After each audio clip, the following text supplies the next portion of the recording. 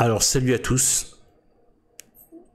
Cette fois je vais exposer, mettre sous la lumière de mon analyse eh bien la devise maudite de Démon 14, faux pape évidemment, et vrai chef de la secte conciliaire, non pas de conciliaire, moi je préfère dire donc de la secte moderniste Vatican II, qui occupe et qui colonise donc l'institution millénaire du catholicisme, et qui donc met pour faire le contraire du catholicisme. Et bien en fait, cette devise qui a l'air chrétienne, qui a l'air presque qui suscite la réjouissance, in illo uno unum, en celui qui est un, soyons un. Je crois que vous avez tous vu ça lors du premier speech qu'il a fait pour sa secte, donc lors de son investiture. Et bien en fait, c'est toujours pareil avec les modernistes. Le temps de tout démolir, ils gardent les apparences. Voilà. Voilà. Le temps de pourrir tout le panier, ils laissent toutes les pommes qui sont au-dessus du panier, donc celles qui sont visibles, ils font en sorte de garder celles qui sont, voilà, de garder celles qui sont pas pourries au-dessus, pendant qu'ils sont en train de pourrir et mettre des vers de terre au fond. Vous voyez? Donc en fait, c'est ça qu'ils font. Ils gardent une apparence, pendant ce temps ils démolissent tout. Mais il y a toujours un moment où, enfin toujours, il y a plusieurs moments où les choses se sont avérées, et c'est justement tellement ça devient aberrant et sidérant que les gens limite ne veulent plus voir, ne peuvent plus voir, ils sont pris par la séduction et ils peuvent plus voir. C'est ce qui s'est passé avec toutes les abominations qu'a pu faire Jean-Paul II et ensuite même Paul VI, même si c'était encore très voilé derrière, voilà, lui a attaqué la doctrine et les rites, les sacrements, etc. Et après, c'est voilà, après toutes les horreurs qu'on a vues avec Jean-Paul II, Benoît XVI, n'en déplaise à tous les naïfs qui croient que c'était un traditionnaliste, alors que rien du tout. C'était un gros moderniste. Il y a des livres qui l'attestent. Ça a toujours été un moderniste. C'est juste qu'il était là pour justement servir de vernis soi-disant traditionnel, le temps de tout démolir, et par derrière ils ont renvoyé Bergoglio. Et c'est pareil. Donc lui, c'est un mix entre Benoît XVI et Bergoglio. Il va faire les deux. Donc en fait, du coup, c'est ça qu'ils font. Ils gardent un vernis, une apparence, mais derrière il y a le venin, il y a le serpent. Et moi, mon but, c'est de vous montrer le serpent derrière cette pseudo-devise, de vous faire voir, de vous faire détecter le venin dans cette apparence de devise pseudo-positive. Donc, in illo uno unum. Eh bien, en fait, voilà, je vais mettre un petit peu sa figure pour qu'on se remette dans le contexte, vous voyez. Donc là, quand il avait dit ça, déjà, je suis fils de Saint... vraiment, tout est lié, hein, cette mise en scène, etc. Le coup de Saint-Augustin, même pour le blason qu'on va voir tout ça.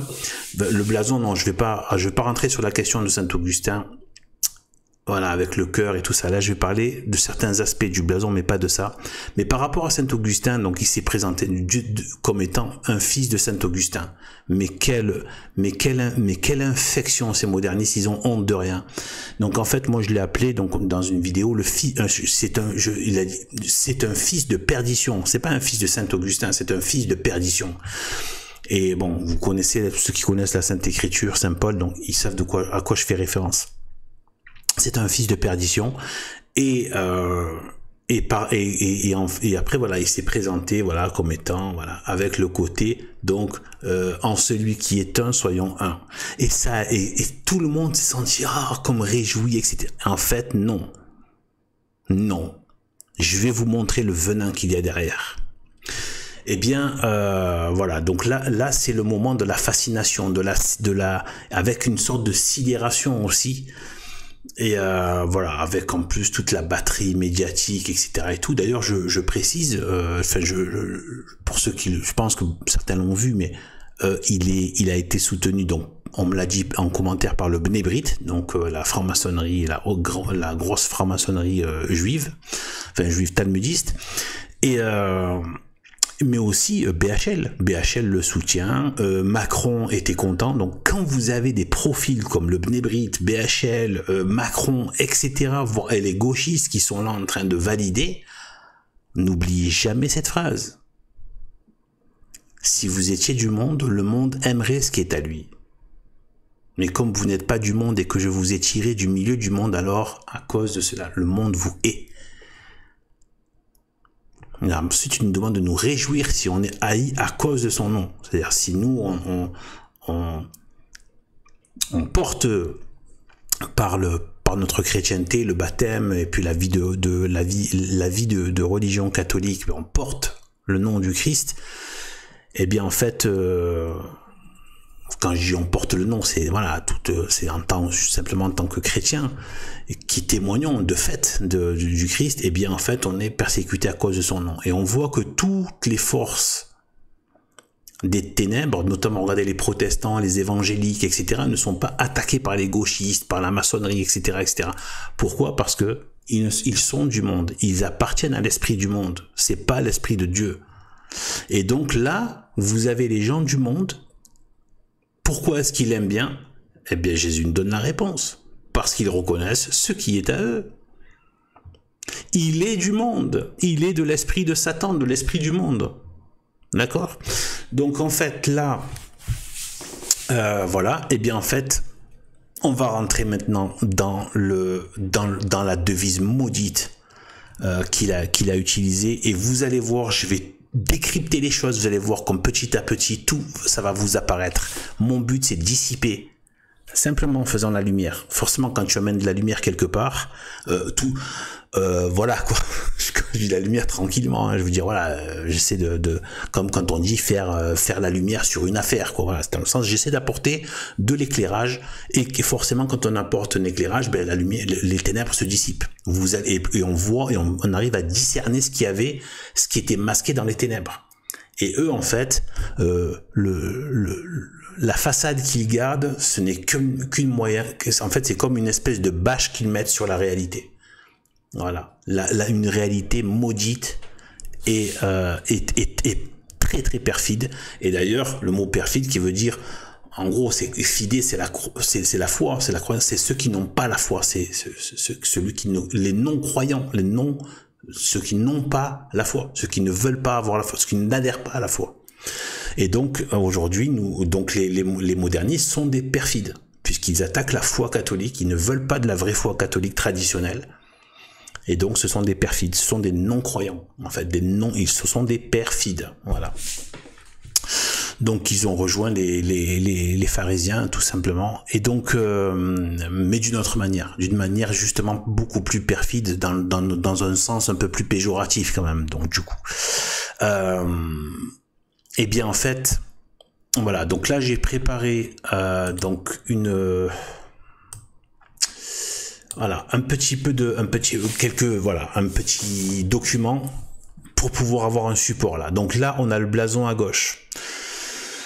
Le blason à gauche, et donc là, on a en dessous, donc in illo uno unum. Donc, et là, je vous ai mis la traduction en celui qui est un, soyons un. Donc voilà. Donc en fait, déjà, la première chose qu'on va faire, on va aller, donc de quoi, qu'est-ce qu'on nous a raconté sur cette phrase? On nous a dit donc qu'en fait c'est tiré d'un des commentaires de Saint Augustin sur un psaume, donc le psaume 127. C'est voilà, donc, et c'est tiré, attention, ce n'est pas une phrase de Saint Augustin, c'est inspiré, c'est-à-dire que c'est une reformulation de quelque chose. Donc déjà, il y a un problème. Attention aux reformulations. De toute façon, déjà, toutes les traductions des modernistes sont maudites comme eux, hein, c'est-à-dire encore une fois, de la perfidie, du détournement de sens, etc., de changement de mots, etc., etc. Eh bien, en fait, déjà, l'expression. Déjà, ce n'est pas une parole de saint Augustin. Mais la manière, quand il dit « je suis fils de saint Augustin, j'appartiens à l'ordre de saint Augustin, etc. Je mets le blason de saint Augustin », du coup, on a l'impression que c'est saint Augustin qui a dit ça. Déjà, c'est faux. Ce n'est pas saint Augustin qui a dit « in illo uno unum ». C'est lui qui a dit, qui a fait une espèce de résumé en une phrase d'un passage, d'un commentaire sur le psaume 127. Et on va y aller.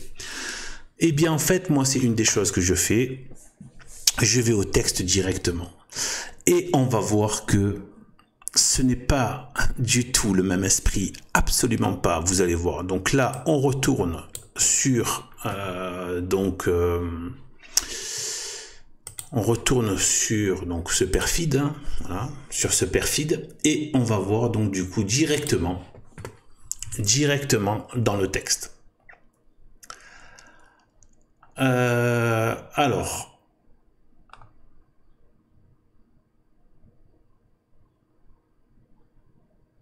une seconde, j'essaie de retrouver.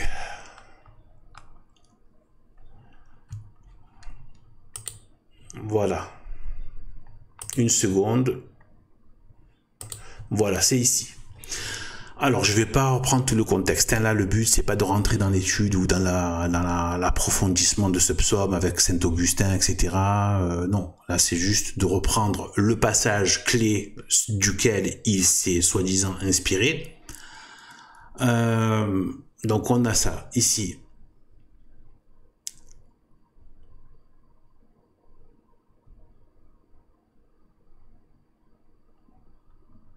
Attendez. Je crois que c'était pas... Voilà, c'est ici. Donc, je parle pas du contexte, hein, je vais directement à la partie qui nous intéresse. Une seconde. Hop. Bon, on va voir un peu petit à petit. Donc, du coup, secouons donc là c'est saint Augustin qui commente donc le psaume. Secouons encore si nous voulons être les fils de ceux qu'on a secoués, qu'il sorte quelque chose de ses voiles. Il est en effet un homme béni, comme le dit le prophète, et nul ne craint le Seigneur s'il n'est membre de cet homme, et ce sont plusieurs hommes qui n'en forment qu'un seul. Comme il y a plusieurs chrétiens en un seul Christ.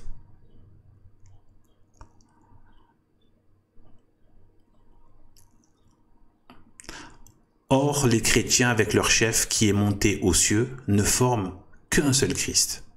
Il n'est point seul et nous plusieurs. Mais quoique plusieurs, nous sommes un en lui seul.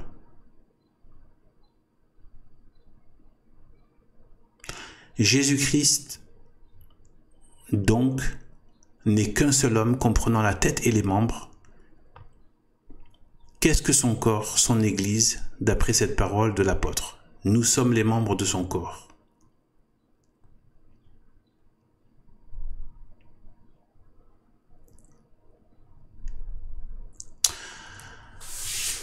Déjà, rien qu'ici, avec ce qu'on vient de voir, déjà, on n'est pas dans le même esprit.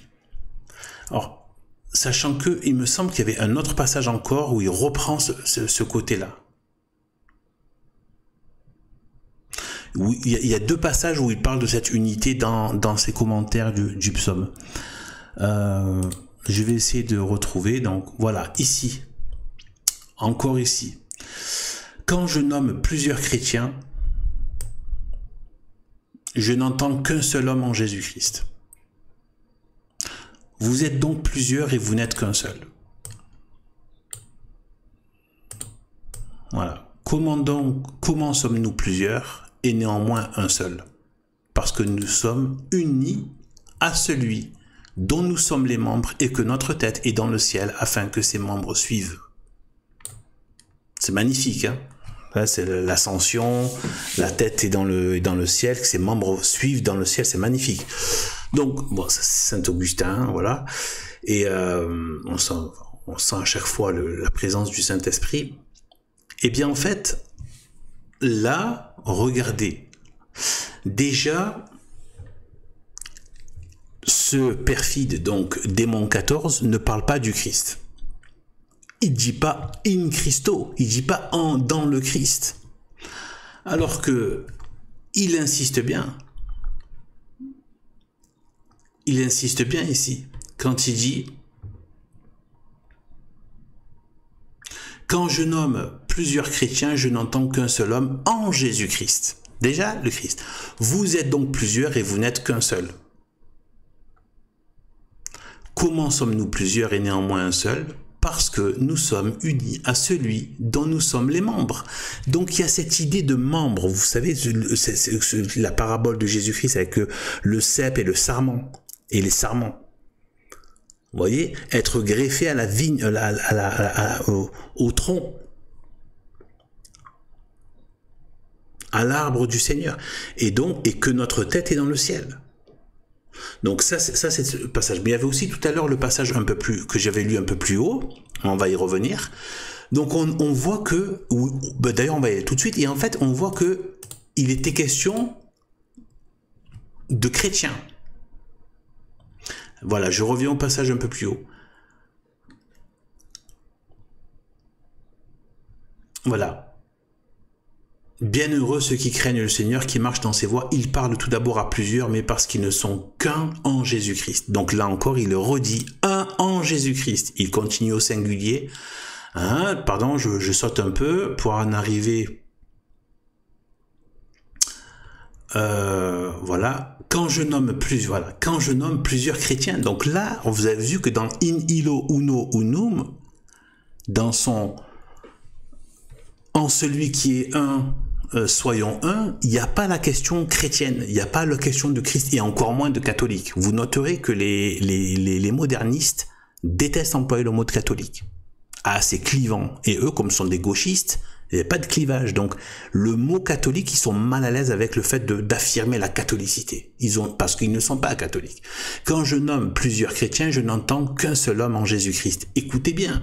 Déjà, il dit pas le monde entier, il dit plusieurs chrétiens. Donc, ce sont les membres du corps du Christ qui sont les chrétiens.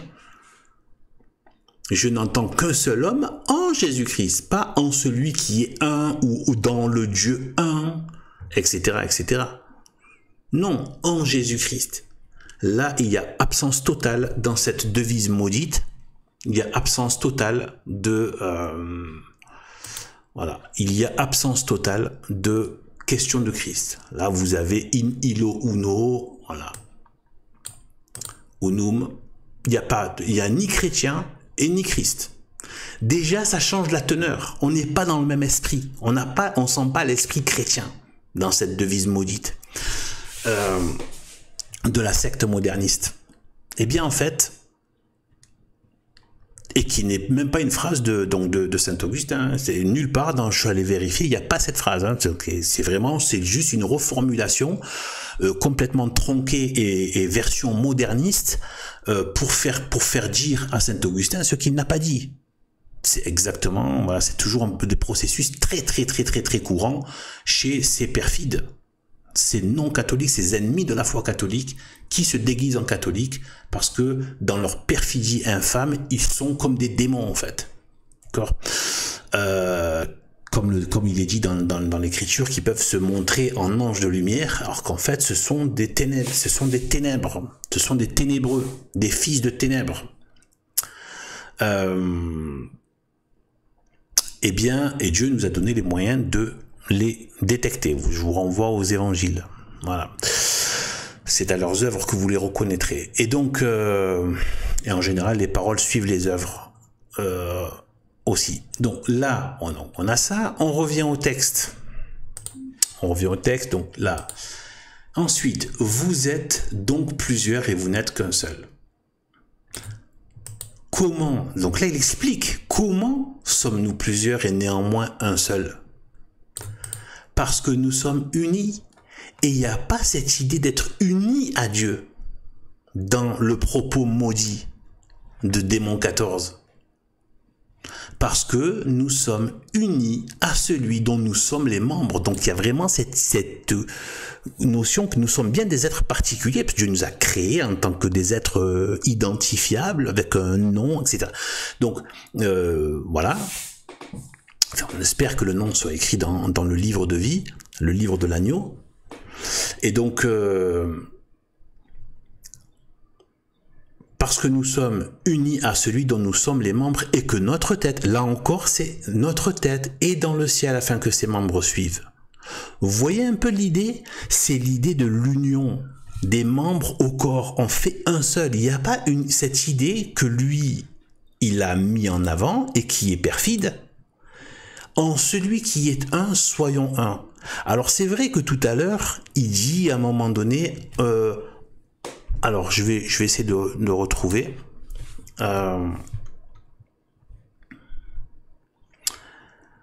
Alors, je vais essayer de retrouver.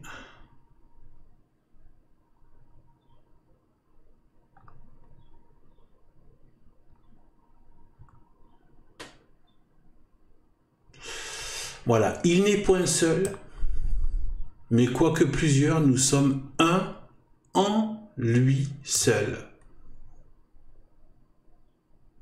Donc déjà, il insiste sur le fait que c'est en Jésus-Christ. Il garde vraiment le médiateur envoyé par le Père. D'accord? Voilà. Jésus-Christ donc n'est qu'un seul homme, comprenant la tête et les membres. Voilà. Qu'est-ce que son corps? Son Église, d'après cette parole de l'apôtre, nous sommes les membres de son corps, et aussi vous êtes le corps de Jésus-Christ ainsi que ses membres. Et c'est vrai, donc je disais que à un moment donné, il dit nous sommes un en lui seul. Donc, vous voyez la perfidie de cette phrase, quand in illo uno unum, en celui qui est un, soyons un. Il a donné une identité à celui qui est un, son identité c'est d'être un. Vous voyez ce que je veux dire? Donc déjà, en plus, on va y revenir tout à l'heure, mais il n'y a pas la présence de la Sainte Trinité, comme par hasard. Et on va y voir que c'est problématique. Et donc, en fait, il donne une identité quand il y a celui qui est un. Donc, il donne le caractère de celui, son caractère c'est d'être un. Dans le texte, c'est pas ça en fait. Mais vous voyez, il joue toujours sur les lignes poreuses comme ça, vous voyez. En fait, ici, il dit ne forme qu'un, non. Mais quoique plusieurs, nous sommes un en lui seul.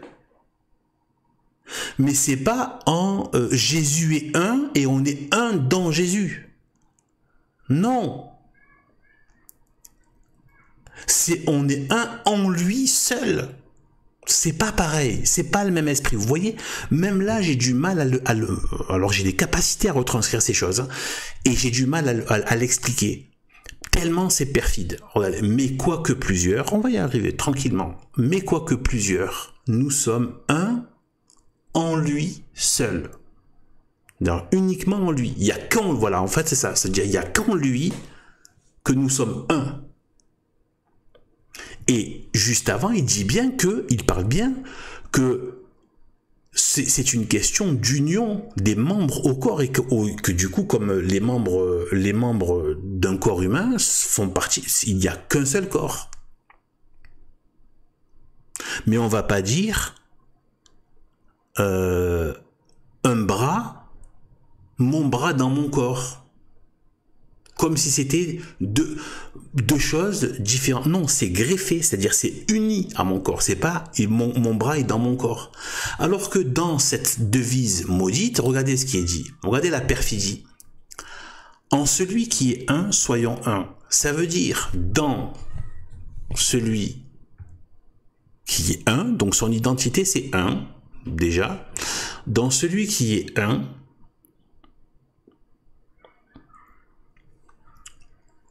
soyons un.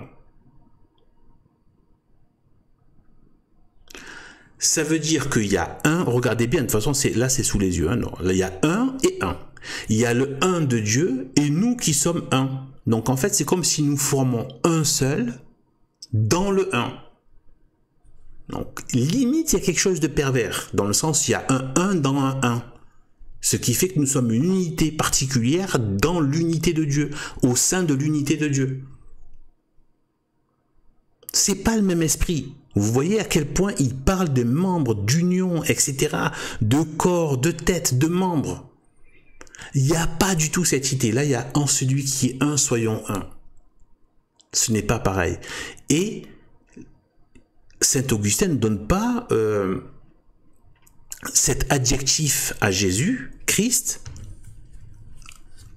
Il dit en lui seul, c'est-à-dire que c'est le seul médiateur, c'est le seul auquel nous sommes greffés. C'est pas dans le sens lui est un. Vous voyez, voilà, là on y arrive. Il ne dit pas ça, il ne dit pas de tout ce qu'il développe, de tout ce qu'on a vu dans le texte, il ne développe pas cette idée que Jésus est un et que nous serions un dans Jésus. Non, il dit Jésus et nous formons un. Nous sommes un, nous sommes unis, nous sommes comme les membres sont unis au corps, ils forment un seul corps. Vous voyez? Alors que là, on a l'impression qu'il y a deux unités. Il y a Dieu qui est un, et comme Dieu, bien, soyons un dans le un. Vous voyez? Et ça, c'est quoi derrière? Pourquoi c'est important? Pourquoi j'appuie là-dessus? Parce que après, quand je vais développer, vous allez mieux comprendre. À quoi ça fait référence, tout ça? À quoi ça fait... à quoi ça tend la main?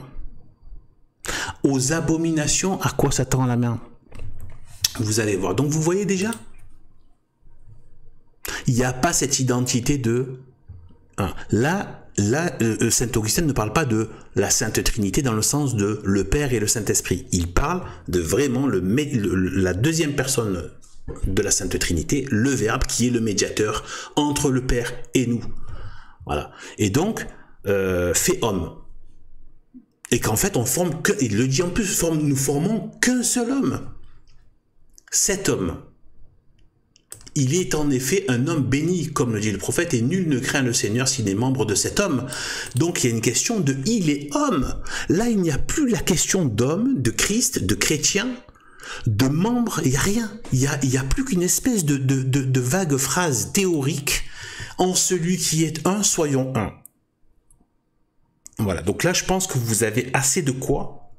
Si vous avez du mal, réécoutez ce que j'ai dit. Vous allez voir qu'en fait, il y a le un dans un un. En celui qui est un, soyons un. Donc, dedans celui qui est un, nous, on est un. On a l'impression qu'il y a deux unités. On va faire un, on va faire une communauté et on va rentrer dans le grand un de Dieu. Vous voyez? Et on a tout le côté du psaume qui est complètement évacué. C'est-à-dire le Christ, Jésus, homme. Et donc, c'est la négation de son incarnation, de l'identité chrétienne, que seuls les chrétiens, par le baptême et l'état de grâce, sont unis à l'homme, Dieu, Fils de l'homme, Fils de Dieu, Jésus-Christ, en tant que membre qui... voilà, comme le bras est vivifié par tout le corps. C'est l'activité du corps qui permet, si le bras se détache du corps, il peut plus être vivifié, il va mourir. Voilà, et bien en fait, tout ça est évacué. Voilà, donc je pense que là déjà, c'est pas mal déjà ce qu'on vient de voir. Mais là, donc du coup, je vais rentrer un petit peu dans... donc la perversion du sens de l'unité catholique. Donc déjà, il n'y a pas de question de catholique, il dit pas nous catholiques, voilà, etc. Non, il n'y a pas. D'ailleurs, ils utilisent souvent le nom de chrétien pour éviter de dire catholique. C'est un truc de dingue. Ces gens-là ne sont pas catholiques. Si seulement ils pouvaient se barrer ailleurs et quitter l'institution millénaire. Donc, là, je reviendrai tout à l'heure. Je pense que ça va... Là, je veux rester dans le truc. Donc ça, je reviendrai tout à l'heure sur le blason, tout ça. Donc, cette phrase-là, elle ne s'adresse pas spécialement aux chrétiens, aux catholiques. En celui qui est un, soyons un. Il n'y a pas d'esprit d'église. Et pourtant, on a l'impression, il donne l'impression qu'on est dans un esprit d'église. Mais en fait, c'est quoi? On sait très bien, étant donné que tout ce qu'ont fait ses prédécesseurs, de Paul VI, Jean-Paul II, a fait du cocuménisme comme un cochon, pareil, Bergoglio, etc., même Benoît XVI, etc., et tout, tous ont fait ça. Eh bien, en fait, et lui, il a signé, il s'inscrit dans cette continuité. En fait, il ne s'adresse pas aux catholiques, mais au monde. En fait, c'est une espèce de diplomate, de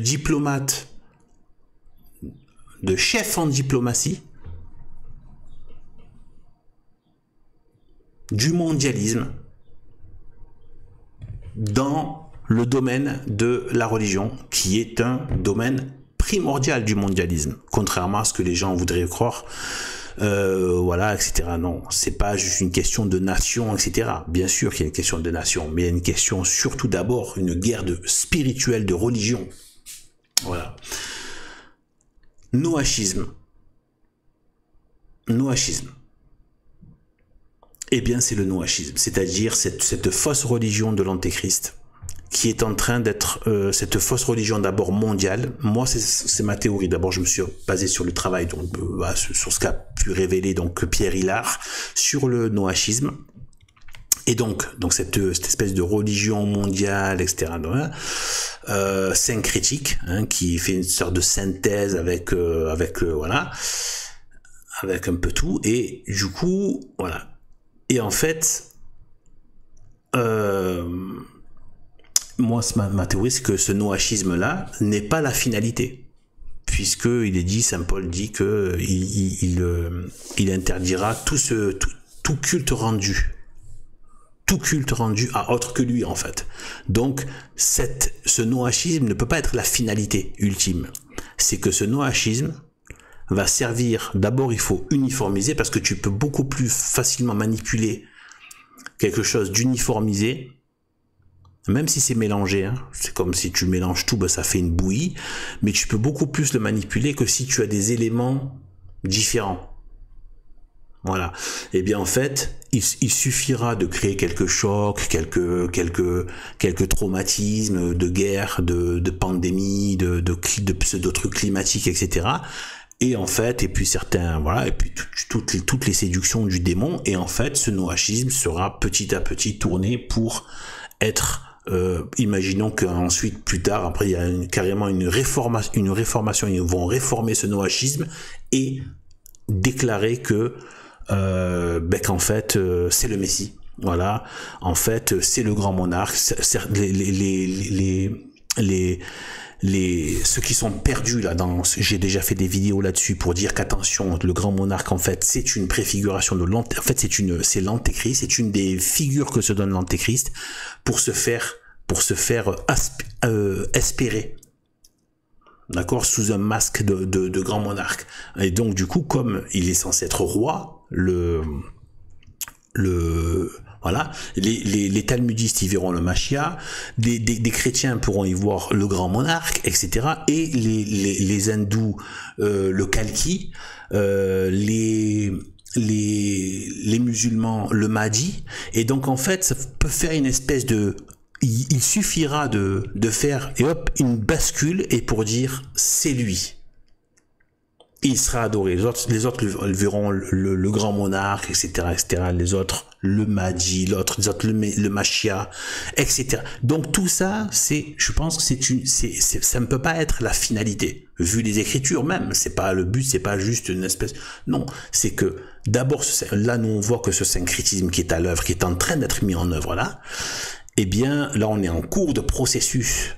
Donc ils accélèrent de plus en plus, et c'est pour ça que cette phrase-là, cette devise, est un pas, ce que j'estime être un pas en avant, un pas énorme fait dans le sens du noachisme, en celui qui est un, soyons un. Et donc, mais ce noachisme n'est pas la finalité, puisque la finalité c'est d'éradiquer tout culte et de le tourner vers l'adoration de la bête et son image, donc de l'antéchrist. voilà, qui va se faire adorer lui-même comme Dieu. Voilà. Et donc voilà. Donc je vous dis, donc voilà. Et ensuite, voilà. Et donc en fait, cette union, en fait, c'est ce qu'ont déjà fait les autres, hein, les rencontres d'assises, mais qui ont continué sous d'autres formes, avec Jean-Paul II, Bergoglio et Benoît XVI, etc. C'est-à-dire de se mélanger avec l'erreur, avec le protestantisme, les évangélico-charismatiques, pseudo-charismatiques, et même des ennemis de l'Église, se mélanger avec même les ennemis, les pires ennemis de l'Église, se mélanger avec eux. Ce sont des coucheries infâmes. Ce sont des unions infâmes. Ce sont de la honte, de la destruction. Ce sont des unions de destruction. Vous voyez, c'est une union de destruction. C'est comme le venin qui s'unit au sang. Ben, c'est fait pour donner la mort, quoi. Le venin, voilà, est impropre au sang. Si tu mélanges les deux, ben voilà, il y en a toujours, voilà. Et donc, voilà. Donc le poison, il agit comme ça. C'est-à-dire qu'ils vont, donc cette espèce de tous unis dans le un machin, c'est unir toutes les, ne pas rejeter, ne pas séparer, faire la division entre le vrai et le faux, le bien et le mal, le Christ et ce qui n'est pas du Christ, l'Église catholique et ce qui n'est pas l'Église catholique, etc., etc. Nous sommes censés être bons, nous sommes censés être dans la charité, on essaye du moins, on n'y arrive pas tout le temps, mais on essaye en tant que catholique, mais la chose où on nous déteste, c'est parce qu'on ne transige pas sur la vérité. Tu as beau faire tout le bien que tu veux, toute la charité que tu veux, pourquoi ils nous détestent, malgré ces actes de charité, malgré le fait qu'on ne nous pose pas de problème, qu'on ne fait pas de mal, etc. Parce que nous sommes de l'autre côté, nous sommes intransigeants sur la vérité. De quoi dépend même notre charité? Si tant est quand on y arrive par la grâce de Dieu. Eh bien, voilà. Et donc, mélanger l'erreur et les ennemis de l'Église, syncrétisme, noachi. Le nom de un est vague. Le nom de un est vague, aucune mention de la Trinité. Et vous voyez, c'est toujours cette ligne poreuse. Bien sûr que la Trinité est une. D'ailleurs, dans le mot Trinité, il y a le mot unité. Tri et unité. Mais il y a la Trinité. Il y a le 3. D'accord? Eh bien, ça, c'est fait pour enlever, pour effacer la particularité catholique de la Trinité. Ensuite, le 1 est un principe qui est revendiqué par d'autres faux cultes et idéologies. Ça, c'est moi qui l'ai écrit pour me donner quelques repères, pour pouvoir vous expliquer de certaines choses. Le 1 est un principe qui est revendiqué par d'autres faux cultes et idéologies. Les bouddhistes et le New Age du gnostique. La gnose, c'est pareil. La gnose, c'est de la gnose discount, si vous voulez. Le New Age. Et donc en fait, c'est comme pareil, c'est de la franc-maçonnerie discount et anarchique, le New Age. Et donc en fait, qu'est-ce qu'ils disent les bouddhistes, les New Age, les gnostiques? Ils sont tous en train de parler le 1, le grand 1, et retrouver, se fondre dans le grand 1. À la fin de ton cycle karmique, tu retournes dans le grand 1 et tu te fonds dans le 1. Vous comprenez? Vous avez tous entendu ces conneries, en fait, de New Age, etc. On retourne dans le grand 1, se fondre dans le 1, et en fait, ce 1, c'est quoi? C'est le néant. Or, c'est le néant, c'est quoi? C'est celui qui n'est pas. Et donc, le contraire de celui qui est. De celui qui suit, Dieu. Et le contraire de celui qui est, c'est celui qui n'est pas. C'est-à-dire, tout ce qui est le péché, et donc Satan en tête, et tous ceux qui le suivent. Et ensuite, donc, le communisme tend à une espèce d'unité. L'union, tous ensemble, ouais, vivre ensemble, etc. Donc tout ça, ce sont des idées de gauchistes aussi. Communisme, etc. Donc, eux aussi se reconnaissent dans le 1. La République se dit une et indivisible. Donc, cette idée de 1 peut voilà, correspondre à des ennemis. Il y a des façons de les aborder qui sont anti-catholiques. Et il y a évidemment l'islam qui passe son temps qui rejette de manière très violente et très moqueuse et très agressive la question de la Trinité, parce qu'ils nous traitent vraiment d'associateurs, d'idolâtres, et fait ce qu'on veut. Voilà. Bon, on s'en fiche hein, de leur critique. Mais c'est pour dire. Et eux, qu'est-ce qu'ils disent? Non, comme si en répétant Dieu est un, comme s'ils avaient expliqué Dieu. C'est pas parce que tu dis que Dieu est un, quand bien même, tu vois, quand je dis, moi si je dis, là maintenant, je dis Dieu est absolu, est-ce que moi je peux concevoir l'absolu? Non, je sais qu'il est absolu, voilà, mais je peux pas le concevoir. Par exemple, c'est un peu, mais je peux en recevoir quelque chose de son absolu, bien sûr. Parce qu'on a été fait à son image et à sa ressemblance, mais à ma petite dose. Comme par exemple le soleil, je vois qu'il me chauffe. Je capte de sa chaleur. Je sais qu'il y a une forte source de chaleur. Mais je n'ai pas idée dans le foyer même du soleil, la température que c'est. Ouais. Donc en fait, c'est comme s'ils croient que quand ils disent 1, ils croient qu'ils ont expliqué Dieu. Non, tu n'as pas expliqué Dieu parce que tu dis qu'il est un. D'ailleurs, nous aussi, il est un. Et comme je le dis, et d'ailleurs, je suis pas le seul, d'autres en ont parlé, hein, elle est très utile hein, par rapport à la Trinité. Moi, j'en ai fait même une petite vidéo, ceux qui veulent aller voir, sur la Trinité avec le triangle. Voilà, avec les trois angles, les triangles équilatérales qui a les mêmes angles, même taille même droite, etc. Chaque angle est un angle à part entière. Et chacun se projette dans les deux autres. Il ne peut pas y avoir un angle sans la projection de l'autre. Et ils forment un seul triangle. C'est juste une façon c'est juste un mémotechnique. Dieu n'est pas un triangle. Je suis pas en train de dire ça. Je dis juste, ça peut nous aider, nous, avec notre entendement, qui est très très très limité par rapport à l'absolu de Dieu, de pouvoir se faire une petite idée d'appréhension que cette idée de Trinité est tout à fait possible au travers du triangle équilatéral. Les trois angles qui ne sont pas, il faut bien qu'il y ait trois angles. Si on en enlève un seul, il y a plus de triangle, et chaque triangle et chaque angle reçoit la projection des deux autres, etc. Et tire même son angle lui-même des deux autres angles.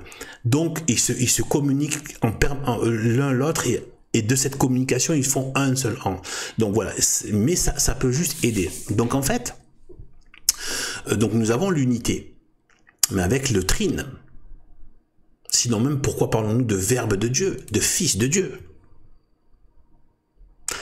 Parce que, et il y a aussi le Saint-Esprit, et Dieu l'a manifesté clairement quand il a dit comment on devient enfant de Dieu. Allez baptiser les nations au nom du Père et du Fils et du Saint-Esprit. Voilà, là c'est clair et net, la Trinité de Dieu. Et lui-même est le Fils. Et donc en fait voilà, donc du coup les musulmans, donc on voit le noachisme se dessiner. Ça fait référence au communisme, à la République, au gauchisme tous ensemble, vivre ensemble, au côté islam 1, à la gnose, le retour dans le grand 1, se fondre dans le grand 1. Vous voyez ?